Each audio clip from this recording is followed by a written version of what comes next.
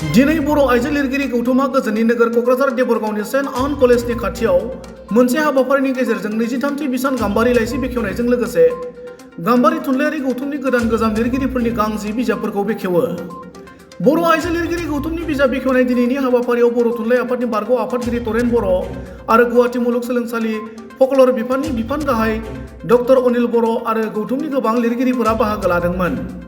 गुबुन फारसेथिं गाम्बारि लाइसिनि 23थि बिसान बेखेवनाय हाबाफारिनि गेजेरजों बर' आइजो लिरगिरि गौथुमनि आफादगिरि अनजु बसुमतारिया खौरांगिरिनि सिगाङाव ओरैबायदि बुङो।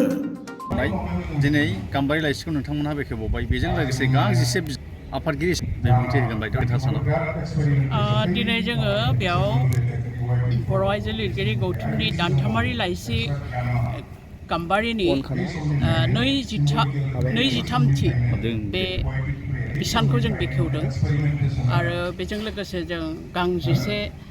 गावारि बिजाब पार्सनेल बिजाबबो बेखेवदों। दा बेवहाय जोंनि बर' आइजो लिरगिरिफ्रा बुंनो थाङोब्ला बे बर' आइजो लिरगिरिखौ दानायनि उननिफ्राय एसे जोबोद गोसो गुदुं जानानै आवगायबोगासिनो दङ। गाम्बारि लाइसियावथ' दानथामनि उन ओंखारो नालाय, बेहायथ' लिरखायोआनो आरो बेनि बादैबो गाव गावनि बिजाब सेल्फ पाब्लिकेशन बेबादि ओंखारबोगासिनो दङ। आथिखालनि मुगायाव दिहुनगिरिफ्रा दिहुनो, नाथाय फरायगिरिफोरनि आंखाल जानानै फैबाय बायद'। एसे नोंथाङा ज्येष्ठ लिरगिरि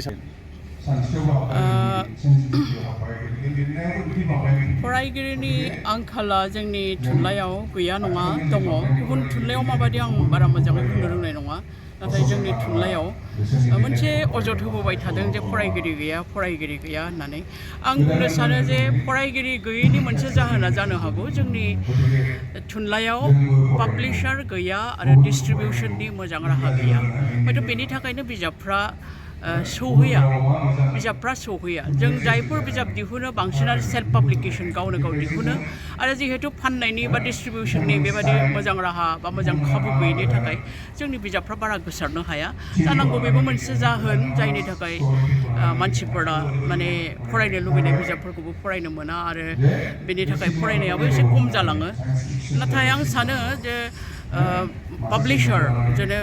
जोंनाव सासे सानैल' पाब्लिशार थायो, नाथाय पाब्लिशारनि गेजेराव जुदि मोनसे कम्पिटिशन जायोबा, गोबां पाब्लिशार ओंखारोब्ला बा मोजां डिस्ट्रिबिउशन राहा थायोबा हयथ' बे फरायनाय हुदायाबो बांगोन। लिटारेसारजों लोगोसे गुबुन गुबुन बिथिङावबो आइजो इमप्लयमेन्टआ बांबोगासिनो दङ बायद'। बे बिथिङाव मा फोरमायनो सानो बायद'? नुनो मोनो जोंनि आइजोफोरा थुनलाइजों लोगोसे गुबुन गुबुन बिथिङावबो एसे आवगायबोगासिनो दङ। साख्रि बाख्रियावबो जों नुनो मोनो। दाखालिसो APSCनि जे रिजाल्ट, मेइननि रिजाल्ट, बेहाय आङो सानदोंमोन अलमस्ट 30निफ्राय 33% आइजोफ्रानो क्लियार खालामदों मेइन्सखौ। बे हिसाबै आइजोफ्रा उन जानानै थायाखै, आवगायबोगासिनो दङ। साख्रि बाख्रि फरायनाय जों बड'लेण्ड इउनिभार्सिटि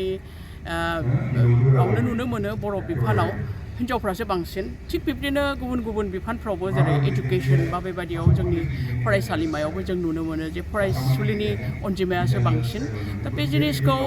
जोंनि बर'नावल' नङा, हयथ' गुबुन हारिफोरनावबो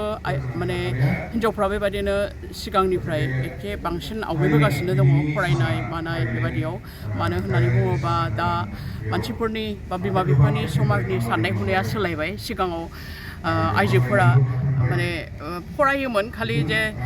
मोनसे हाबानि डिग्रि हिसाबै फरायोमोन, नाथाय आइजोफ्राबो दा समान समान हौवाफोरजों गाव गावनि केरियार दानो ओंखारबोगासिनो दङ। बेनि थाखायनो जिहेतु बेबायदि उदांस्रिखौ मोनदों, न'खरनिफ्रायनो होन समाजनिफ्रायनो होन, बेनि थाखायनो हयथ' आइजोफ्रा बेबायदिनो दावगाबोगासिनो दङ। जिहेतु दिनै नोंथांमोनहा बुब्लियाव जों नुनो मोनदों गोबां इयुथ जेनेरेसन जायफ्रा लाइमोन लिरगिरिफोर, बिथांमोनहा खौसे बाहागो लानो सानो बायद'? जों नुदों जोंनियावबो जोंनि बर' आइजो लिरगिरि गौथुमाव जों दाखांनायनि उनाव गोबां बेबायदिनो गोदान गोदान लिरगिरिफोरबो बेबायदिनो सोरजिनो जों हादों। जों बावैसो आं बेखौनो मख'नो लुबैदों, बावैसो साहित्य एकाडेमि लाइमोन बान्थाखौ मोननो हादोंमोन माइनावस्रि दैमारिया। बिथाङा सासे जाखांफुनाय लाइमोन लिरगिरि आरो बुंनो थाङोबा जोंनियावनो जोंनि आफादनि गेजेरजोंनो बिथाङा गावनि मुंखौ एसे गोसारहोनो हादों बा बेहायनो जोंनि बे गाम्बारि लाइसियावनो बिथाङा रेगुलार लिरबाय थादोंमोन जेला बिथाङा इउनिभार्सिटियाव फरायदोंमोन दा बे हिसाबैनो जोंनाव गोबां माने बेबायदि लाइमोनफ्रा बाहागो लायो इउनिभार्सिटिनिफ्रायबो दिनै एसे बाहागो लानाया एसे खम जादों थेवब्लाबो जों नुनो मोनो जे लाइमोनफोरा गोबाङानो बाहागो लायो आरो बिसोरनो जों जुदि जौसां होनो हायोबा बिसोरखौ जों जुदि सुंथालांबाय थानो हायोबा थुलुंगा होलांबाय थानो हायोबा हयथ' बिसोरबो सानसे समाव बेबायदिनो मोजां लिरगिरि हिसाबै गावसोरखौ फसंथानो हागोन जिहेतु नोंथांनि बे बिजाबाव एसे आलादा रोखोमै एसे नोंथाङा लिरनायखौ जों नुनो मोन्दों एक्सप्लेनेसन खालामनो हागोन नामा बायद' जिहेतु दिनै आङो आंनि 7थि खन्थाइ बिजाब बेखेवदों बिजाबनि मुङा खन्थाइनि सानाव गंसे रेस्टुरेन्टआव बेयो बे खन्थाइया आंनि गोलाव खन्थाइफोरनि जथाय बेहाय आं खालि गोलाव खन्थाइफोरखौल' होनाय जादों सिगांनि जथाइफोराव जे बारा गोलावद्राय मोननानै बिदिनो गालांबाय थानाय बेफोरबायदि खन्थाइफोरखौनो आं गासै बुथुमजोबनानै आङो बे बिजाबखौ दिहुनदों बेवहाय दोंसे थारैनो बेवहाय जोबोद गोलाव खन्थाइ मोनसेबो दङ मोनसे खन्थाइया गासै 204 सारिनिबो खन्थाइ दङ बेनो लावसिन खन्थाइ ओमफ्राय बेवहाय जिहेतु गोलाव खन्थाइ होननानै बुङोब्लानो एसे माबायाबो एसे आलादा जाहैयो मानो होनबा गोलाव खन्थाइयाव मोनसे थिम लानानै बांसिन लिरनाय जायो आरो माबा मोनसे सल' खोन्थानाय बा गावनि बाथ्रा बुंफोरनाय बा माबा मोनसे थिमनि सायाव लिरनाय बेफोरनि मोनसे खाबु थायो गोलाव खन्थाइयाव नंखायनो बे नोजोरै आंनि बे खन्थाइखौ जिहेतु गोलाव खन्थाइ बेयो खालि गोलाव खन्थाइल' दङ बाहाय जथायाव ओंखायनो बेखौ एसे आलादाखौनो बुंनांगोन थावनाया एसे आलादा जानो हागौ बियो धन्यबाद मेडाम हाबाफारियाव नोंथांमोना मा फोरमायगोन जिहेतु राव थुनलाइनि फोथाराव सिबिगासिनो नोंथांमोन दिनैनिफ्राय माबायदि सरकारि बाहागो मोनबाय थादों नोंथांमोना जिहेतु नोंथांमोननि अर्गानाइजेसनखौ रान खालामनो थाखाय बायद' जोङो बर' आइजो लिरगिरि गौथुमखौ जागायजेननायनिफ्रायनो जों गावनो जों एसे एनै रां खांलायलायनानै बेबायदिनो सालायबोगासिनो दङ आरो जों जोंनि गौथुमखौ रेजिस्टारबो खालामबाय नाथाय जोंहा दा गावनि अफिसबो गैया आंनि न'आवनो लाथ' मावख' खालामनानै जोङो अफिसखौ सालायगासिनो दङ आरो बेबायदिनो जोङो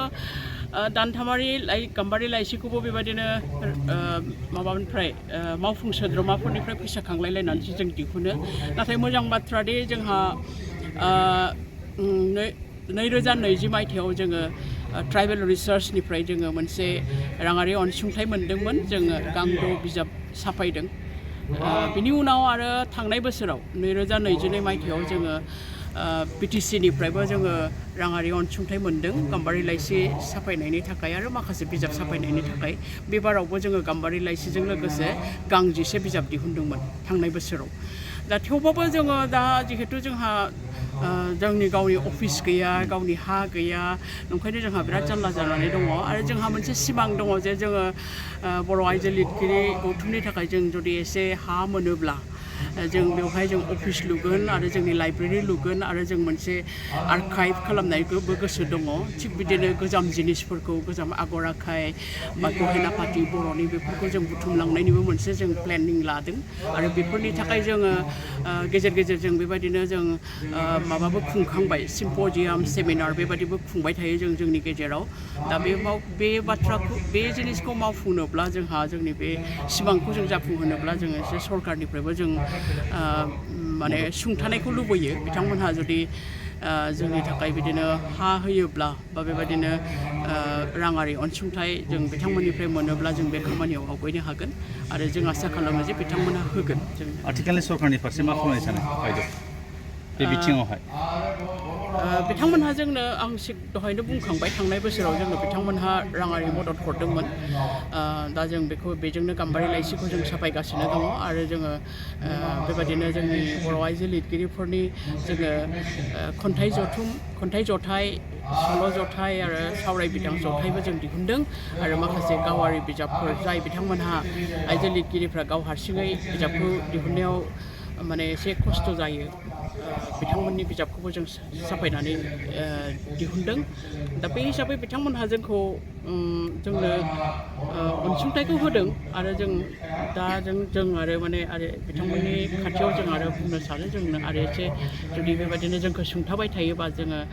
राव थुनलाइनि थाखाय जों आरो खामानि मावबावनो हागोन बे अनसुंथाइखौ होयोबा मोजां जागोन बेबायदि होयोबा मोजां जागोन जोंनो जुदि कर्पास फान्ड बेबायदि धरननि होयो बा इयारलि मोनसे बाजेटाव खाखानानै होयोबा जोबोद मोजां जागौ आरो हाखौ जोंनो इमिडियेट होयोबा जों बिराद मोजां मोनगौ आरो बिथांमोननि फारसे जोंहा बेखौनो खावलायनाय थाबाय